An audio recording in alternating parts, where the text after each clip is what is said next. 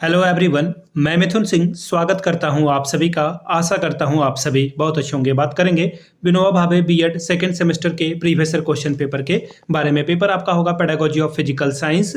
Method paper 1 का ये question paper है। हालांकि मेथड पेपर 2 और 1 दोनों का सिलेबस सेम है। जिनका भी फिजिकल साइंस पेपर 1 में हो, मेथड पेपर 1 में हो या मेथड पेपर 2 में हो, दोनों वीडियो को देख कर जाइएगा। आपके एग्जामिनेशन में बहुत ही आपको मदद मिलेगी। 24-26 सेशन का ये क्वेश्चन पेपर नंबर 8 आपके साथ में साझा कर रहा हूं। आगे बढ़े उससे पहले पिछले 5 साल के विनोबा भावे के जितने भी क्वेश्चन पेपर हैं आपको 49 रुपीज में अवेलेबल करा दिया जाएगा। याद रखिएगा, विनोबा भावे के जो क्वेश्चन पेपर हैं वो पिछले 5 साल के नहीं बल्कि आपको मैं 6 से 7 साल का क्वेश्चन पेपर आपको दे दूंगा। दूसरी बात, 199 रुपये में आपको सजेशन मिलेगा जिसमें PYQ फ्री में मिल जाएगा। अब ये सजेशन क्या होता है? सजेशन यानी कि वेरी वेरी इंपॉर्टेंट क्वेश्चन, ऐसे सवाल जो बार बार एग्जाम में आते हैं वो आपको प्रोवाइड कर दिया जाएगा जिससे आप कम वक्त में अच्छे से अच्छे नंबर को ला सकें। इसमें अगर आपको हिंदी में ये सारे मटेरियल चाहिए तो हिंदी में मिल जाएगा, इंग्लिश में चाहिए तो इंग्लिश में प्रोवाइड कर दिया जाएगा। अब याद रखिएगा इस सजेशन में आपको क्या क्या मिलेगा। सबसे पहले MCQ अलग से मिलेगा, शॉर्ट क्वेश्चन आंसर अलग से मिलेगा, लॉन्ग क्वेश्चन आंसर अलग से मिलेगा, उसके अलग से PDF मिलेगी। डिफ्रेंशिएट करके मैं आपको दे दूंगा। तीसरी बात, अगर आपको सजेशन चाहिए ना तो मैं आपको बता दूं सजेशन हम लोग तैयार कैसे करते हैं ताकि आपको बेहतर आइडिया मिल सके। पिछले 10 साल के PYQ को ध्यान में रखा जाता है।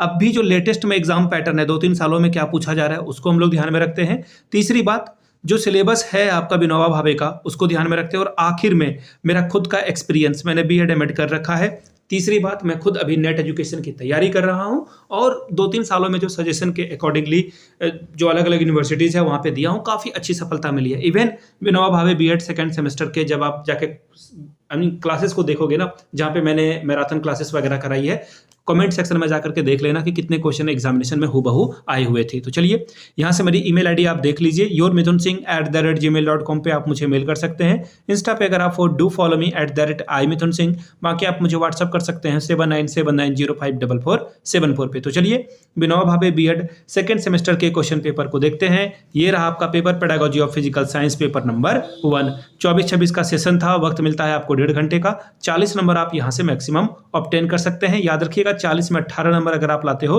तो एग्जाम को आप क्वालिफाई कर जाते हो।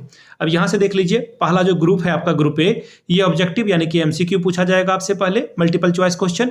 5 सवाल पूछे जाएंगे, हर एक के लिए आपको 2-2 नंबर रिवॉर्ड के तौर पर मिलेगा। पहला सवाल, Bloom's has classified instructional objectives as, Bloom के निर्देशनात्मक उद्देश्यों का वर्गीकृत किया गया है। देखिए ब्लूम ने जो है 3 बातें की है, 3 जो है क्लासिफिकेशन किया है। पहला क्या है? कॉग्निटिव डोमेन, दूसरा है अफेक्टिव डोमेन और आखिरी में है साइकोमोटर डोमेन। ठीक है, तो यहाँ पे जो आपका पहला है कॉग्निटिव डेवलपमेंट, जहाँ पे आप लॉजिकली सोचते हो चीज़ों को या फिर आपके नॉलेज की बात होती है, आप किसी डिसीजन को ले पाते हो, कॉग्निटिव डेवलपमेंट में ले पाते हो। अफेक्टिव डोमिनेशन में आपका एटीट्यूड कैसा होगा, गुस्सा करते हो आप, किसी से प्रेम में हो आप, तो ये अफेक्टिव डोमेन आएगा। और आखिरी है आपका साइकोमोटर डोमेन, जिसमें आपके जो स्किल है, बॉडी का जो पार्ट्स है वो कैसे वर्क करेगा वो उस पर काम में आता है। ये फाइन मोटर स्किल में आपकी उंगलियां हो गई, जीभ हो गया, ये कैसे वर्क करता है। अब यहाँ पे देख लीजिए, ब्लूम के निर्देशात्मक उद्देश्यों को कॉग्निटिव में बिल्कुल किया गया है, अफेक्टिव में किया गया है, साइकोमोटर में किया गया है, यानी कि ऑल ऑफ दीज इसका सही जवाब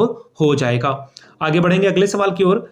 अ study of a physical science should essentially aim to develop with useful skill, भौतिक विज्ञान का अध्ययन अनिवार्य रूप से किस उपयोगी कौशल को विकसित करने के लिए करना चाहिए। पहला है साइंटिफिक ऑब्जर्वेशन, वैज्ञानिक अवलोकन के लिए अच्छी बात है, ये बुरी बात नहीं है। अगला है प्रैक्टिकल, बिल्कुल प्रैक्टिकल एम्प्लॉयमेंट के बारे में बात कर रहा है, यानी कि व्यवहारिक रोजगार के बारे में। हालांकि रोजगार या जॉब, परीक्षा इस तरह के नेगेटिव वर्ड होते हैं, लेकिन आगे आप इसको समझ पाओगे मैं ऐसा क्यों कर रहा हूं कि इसे आप आगे माने। प्रैक्टिकल वर्ड जो है ज्यादा काम में आएगा। फिर एक्सपेरिमेंटल यानी कि प्रयोग, और यहाँ पे एक और बात बोल दिया गया है ऑल ऑफ दीज। याद रखिएगा 99% चांसेस में ऑल ऑफ दीज हमेशा सही होता है, 1% जो है ये गलत भी हो सकता है BEd के मामले में। बाकी सीटेट वाले में ये फंडा मतलब आप आजमा लेना, बुरे फंसोगे आप। अगला सवाल है micro teaching is more effective. सबसे पहले माइक्रो टीचिंग कहते किसको है? देखिए, आप किसी बच्चे को पढ़ा रहे हो, फिर आप क्या कर रहे हो, फीडबैक ले रहे हो बच्चे से। तो पढ़ाने के बाद आपने फीडबैक लिया और फीडबैक लेने के बाद जहां पे कमी रह गई, जहां पे बच्चे समझ नहीं पाए जिस फील्ड को, जिस एस्पेक्ट को, जिस कॉन्सेप्ट को, आप उसको रीटीच करते हो, फिर से पढ़ाते हो, तो इसे बोला जाता है माइक्रो टीचिंग। अब माइक्रो टीचिंग का क्या प्रभाव है? तो ये जो है during the preparation of a teaching practice, शिक्षण अभ्यास के तैयारी के दौरान आप इसे करते हो, या फिर ड्यूरिंग द टीचिंग प्रैक्टिस, शिक्षण अभ्यास के दौरान इसे करते हो, आफ्टर टीचिंग प्रैक्टिस, पढ़ाने के बाद करते हो, या ऑलवेज, या हमेशा। तो देखिए आप पढ़ाने के दौरान ही जो है माइक्रो टीचिंग कर लेते हो, वहीं पे आप फीडबैक लेते हो और वहीं पे उसे ठीक करने की कोशिश करते हो, ठीक है। और हाँ, एक और बात, इस पे 2 सवाल और बनते हैं। माइक्रो टीचिंग की शुरुआत किस यूनिवर्सिटी में हुई थी? तो याद रखिएगा स्टैनफोर्ड यूनिवर्सिटी में जो है इसकी शुरुआत की गई थी, ठीक है, स्टैनफोर्ड यूनिवर्सिटी में। और किनके द्वारा? तो एलन के द्वारा जो है इसकी शुरुआत की गई थी। याद रख लीजिएगा इन बातों को, इस पे सवाल भी आया हुआ है। अगला सवाल देखिए क्या है, which of the following is odd one out, कौन इनमें से सबसे अलग है, विषम कौन सा है? पहला है पेट्रोलियम। पेट्रोलियम आपको भी पता है कि एक दिन खत्म होगा, कोल एक दिन खत्म होगा, यानी कि ये नॉन रिन्यूएबल रिसोर्सेस हैं। फिर है हाइड्रो इलेक्ट्रिसिटी, ये कभी खत्म नहीं होगा। अगला है सीएनजी, सीएनजी भी खत्म हो जाएगा।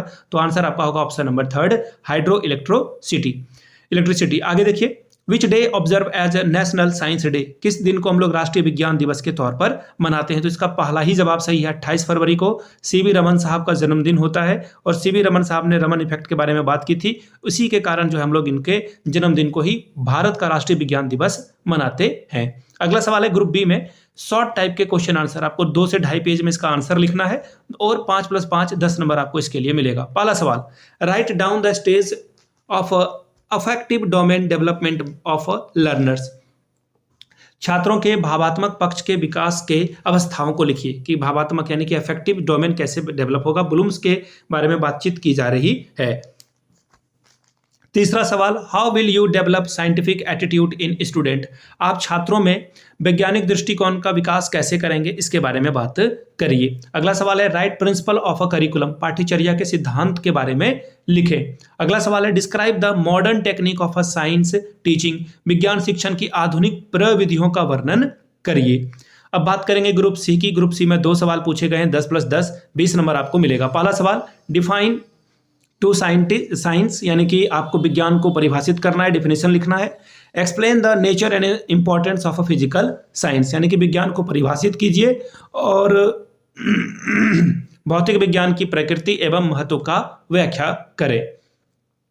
क्वेश्चन नंबर 7वां, discuss the aims and objective of a teaching science at a secondary school level, माध्यमिक विद्यालय स्तर पर विज्ञान पढ़ाने के लक्ष्यों एवं उद्देश्यों की विवेचना करें। 8वां सवाल, what criteria should be kept in your mind while selecting a good physical science text book, यानी कि भौतिक विज्ञान की एक अच्छी पाठ्यपुस्तिका का चयन करते समय आप किन किन बातों का ध्यान रखेंगे। 9वां सवाल, what do you understand by curriculum, describe the principle of a curriculum organization, पाठ्यक्रम से आप क्या समझते हैं, पाठ्यक्रम संगठन के सिद्धांतों का वर्णन करें। तो ये था आपका फिजिकल साइंस का क्वेश्चन पेपर। अगर आपको पिछले 5 साल के क्वेश्चन पेपर विनोबा भावे के अगर चाहिए तो यहाँ से एक बार फिर से देख लीजिए। पिछले 5 साल के क्वेश्चन पेपर आपको 49 रुपये में और सजेशन 199 में प्रोवाइड कर दिया जाएगा। सजेशन में आपको PYQ free of cost available करा दिया जाएगा। यहाँ से मेरी email ID आप देख लें, yourmithunsingh@gmail.com पे आप मुझे मेल कर सकते हैं। इंस्टा पे अगर आप हो डू फॉलो मी @imithunsingh, बाकी आप मुझे व्हाट्सअप कर सकते हैं 7979054474 पे। वीडियो को यहाँ तक देखने के लिए आप सभी का बहुत बहुत शुक्रिया। Have a good day.